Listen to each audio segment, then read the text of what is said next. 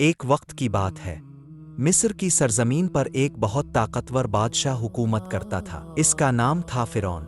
اس کے پاس بے حساب دولت تھی، اونچے اونچے محلات تھے، اور ایک ایسی فوج تھی جس سے لوگ کانپ اٹھتے تھے۔ لیکن ان سب چیزوں نے اس کے دل میں غرور بھر دیا۔ وہ اتنا گھمنڈی ہو گیا کہ اس نے خود کو ہی خدا کہنا شروع کر دیا۔ وہ اپنی قوم سے کہتا تھا، میں ہی تمہارا سب سے بڑا رب ہوں۔ لوگ خوف کی وجہ سے اس کی بات مانتے رہے، لیکن اللہ سب کچھ دیکھ رہا تھا۔ تب اللہ نے ہدایت کے لیے بھیجے موسیٰ علیہ السلام۔ حضرت موسیٰ علیہ السلام نے فرعون کے سامنے کھڑے ہو کر کہا، سچ کو پہچانو، صرف ایک اللہ کی عبادت کرو۔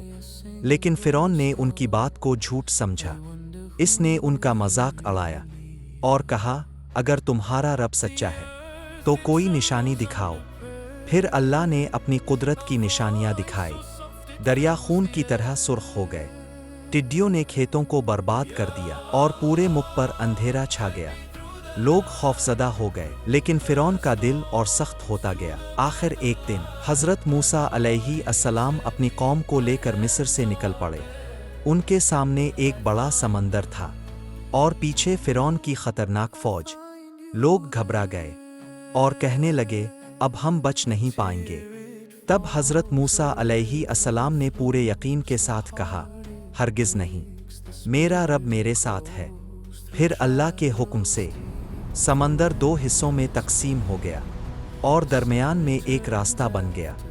حضرت موسیٰ علیہ السلام اپنی قوم کے ساتھ اس راستے سے گزر گئے، لیکن فرعون اپنے غرور میں اندھا ہو کر اسی راستے پر اپنی فوج کے ساتھ داخل ہو گیا۔ جیسے ہی وہ سمندر کے بیچ میں پہنچا، پانی کی دیواریں گر پڑیں، اور فرعون اپنی پوری فوج کے ساتھ ڈوب گیا۔ مرتے وقت اس نے کہا، میں ایمان لاتا ہوں کہ ایک ہی اللہ ہے، لیکن اب بہت دیر ہو چکی تھی۔ غرور انسان کو اندھا کر دیتا ہے، اور سچ کو ٹھکرانے کا انجام ہمیشہ برا ہوتا ہے۔